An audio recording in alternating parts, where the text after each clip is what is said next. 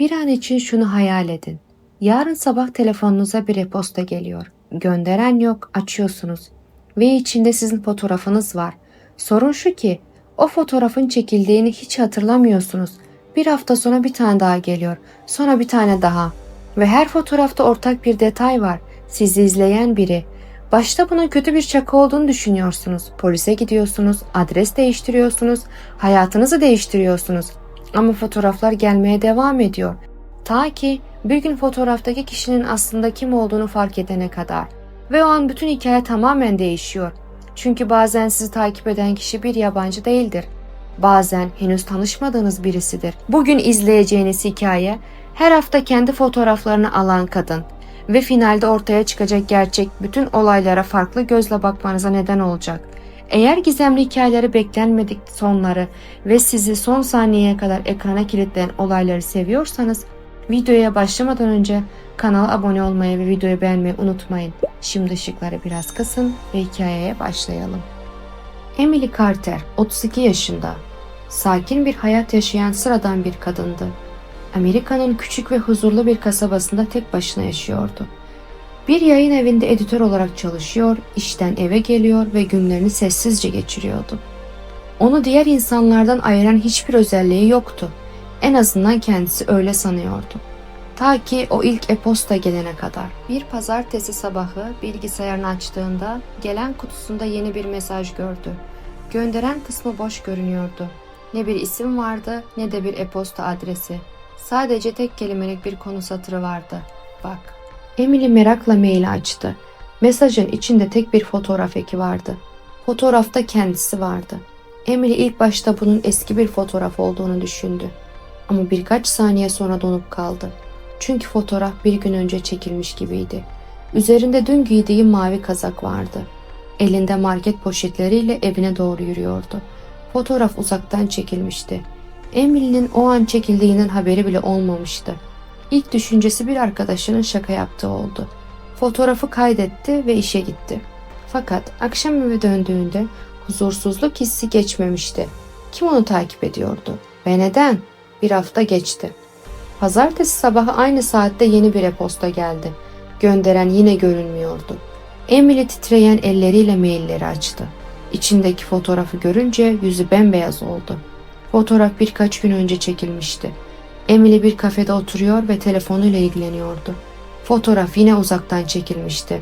Yine fark etmemişti. Artık bunun tesadüf olmadığını biliyordu. Birisi onu izliyordu ve bunu özellikle ona göstermek istiyordu. Polise gitti. Detektifler mailleri inceledi. Fakat gönderici bilgilerine ulaşamıyordu. Mesajlar herhangi bir sunucu kaydı bırakmıyordu. Sanki hiç gönderilmemiş gibiydiler. Siber suçlar birimi bile kaynaklarını bulamadı. Emily haftalar boyunca her pazartesi yeni bir fotoğraf almaya devam etti. Market, park, kitapçı, otobüs durağı. Fotoğrafların hepsi farklı yerlerde çekilmişti. Ama ortak bir özellik vardı. Her biri oldukça uzaktan çekiliyordu. Sanki biri sürekli onu izliyor ama asla yaklaşmıyordu. Emily zamanla paranoyaklaşmaya başladı. Sokakta yürürken sürekli arkasına bakıyordu. Restoranlarda cam kenarına oturmuyordu. Perdelerini kapatmadan uyuyamıyordu. Fakat fotoğraflar gelmeye devam etti. Bir gün aldığı fotoğraf her şeyi değiştirdi. Fotoğrafta Emily evinin içindeydi. Kendi oturma odasında. Kanepede kitap okuyordu. Fotoğraf pencerenin dışından çekilmiş gibi görünüyordu. Ama bu mümkün değildi. Çünkü fotoğrafın çekildiği açı pencerenin bulunmadığı taraftan geliyordu. Emily ilk kez gerçekten korktu. Evini baştan sona kontrol etti. Kameralar aradı. Dinleme cihazları aradı. Hiçbir şey bulamadı. O gece uyuyamadı. Sabaha kadar ışıkları açık bıraktı. Bir hafta sonra gelen yeni posta daha da ürkütücüydü. Fotoğrafta Emily uyuyordu, yatağında. Bu kez fotoğraf kesinlikle evin içinden çekilmişti. Emily çığlık attı. Polis yeniden eve geldi. Tüm ev araştırıldı. Kapılar, pencereler, tavan arası. Hiçbir iz bulunamadı. Detektifler bile artık şaşkındı. Çünkü birisi Emily'nin yatak odasına kadar girmişti. Ama hiçbir kanıt bırakmamıştı. Aylar geçti. Fotoğraflar düzenli olarak gelmeye devam etti. Emily taşınmaya karar verdi. Kasabadan ayrıldı. Başka bir eyalete taşındı. Yeni bir ev tuttu, yeni bir iş buldu, yeni bir hayat kurdu. Bu kabusun sona erdiğini düşünüyordu. İlk birkaç hafta gerçekten hiçbir şey olmadı. Emily rahatlamaya başlamıştı. Belki de sonunda kurtulmuştu. Sonra bir pazartesi sabahı gelen kutusunda tanıdık bir bildirim gördü. Gönderen bilgisi olmayan yeni bir e-posta. Kalbi duracak gibi oldu. Maili açtı. Fotoğraf yeni evin önünde çekilmişti. Emily'nin taşındığını bilen kişi sayısı çok azdı. Yine de onu bulmuşlardı. O an ilk kez başka bir ihtimal düşünmeye başladı. Ya onu takip eden biri yoksa? Ya olay düşünülen çok daha farklıysa? Emily fotoğrafları tekrar incelemeye başladı. Yüzlerce kez baktığı detayları yeniden baktı. İşte o sırada garip bir şeyi fark etti. Fotoğrafların arka planlarında aynı kadın görünüyordu. Bazen bir market rafının yanında, bazen parkta bir bankta, bazen bir otobüs durağında. İlk bakışta fark edilmeyecek kadar uzaktaydı ama hep oradaydı. Aynı kadın, uzun siyah saçlı, solgun yüzlü ve her karede doğrudan kameraya bakıyordu. Emily bu detayı polise gösterdi. Yüz tanıma sistemleri kullanıldı. Sonuç çıkmadı. Kadın hiçbir kayıtta yoktu. Sanki hiç yaşamamıştı. Fakat gizem burada bitmiyordu. Emily bir gece eski fotoğrafları sıralarken son derece tuhaf bir ayrıntı fark etti. Kadın her fotoğrafta biraz daha yaklaşıyordu. İlk karelerde onlarca metre uzaktaydı. Sonrakilerde daha yakındı. Sonra birkaç metre. Sonra hemen arkasında. Aylar boyunca kadın yavaş yavaş Emily'ye yaklaşmıştı. Emily'nin içini tarif edilemez bir korku kapladı.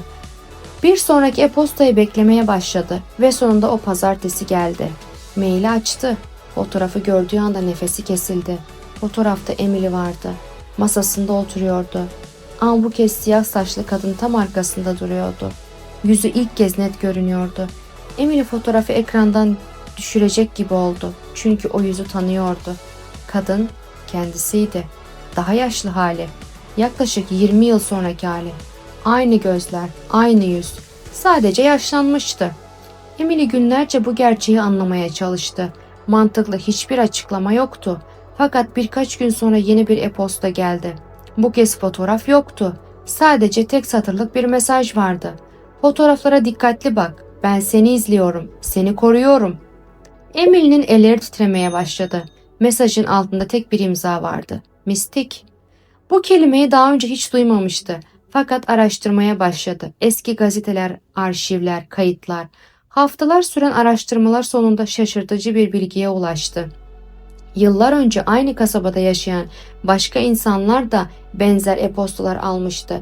Hepsinin dosyalarında aynı isim geçiyordu. Mistik. Ama dosyaların tamamı bir noktada aniden son buluyordu.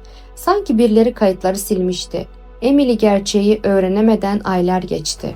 Sonra son e-posta geldi. Bu kez içindeki fotoğraf geleceğe aitti. Fotoğrafta Emily bir köprünün üzerinde duruyordu.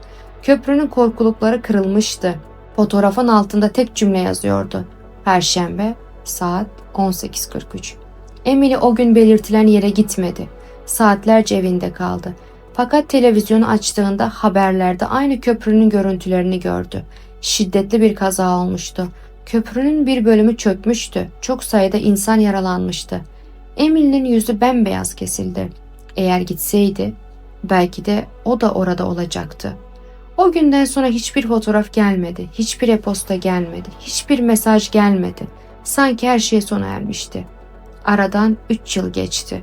Emily hayatına devam etti. Olayı unutmaya çalıştı. Başardığını düşündüğü bir gece eski fotoğrafları tekrar incelemeye başladı. Tam son fotoğrafı büyütürken daha önce fark etmediği küçük bir yazı gördü. Fotoğrafın köşesine gizlenmişti. Şöyle yazıyordu. Sıra sana geldiğinde ilk fotoğrafı göndermeyi unutma. Emily'nin gözleri büyüdü. Altında yine aynı imza vardı. Mistik. Ve o anda ilk kez anladı. Fotoğrafları gönderen kişi hiçbir zaman bir yabancı olmamıştı. Henüz olmamıştı. Ama bir gün olacaktı. Ve o gün geldiğinde her şey yeniden başlayacaktı.